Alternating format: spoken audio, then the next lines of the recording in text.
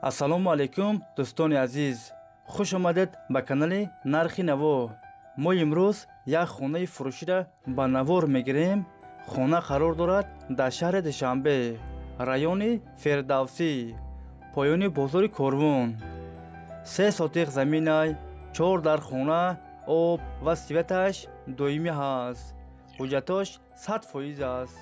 кухни, баня, ҳоҷатхона ҳам дорад. ремонти хонаҳо замонавӣ. хонаро сирочина фурӯхта мешавад. нархаш 330 000 сомон. касе харидор аниқ бошад, бо арзон ҳам мешавад.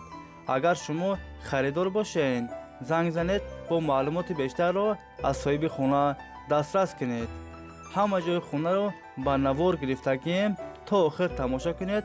дастгирӣ кардани моро фаромӯш накунед. дар видеонавор лайк бигузоред.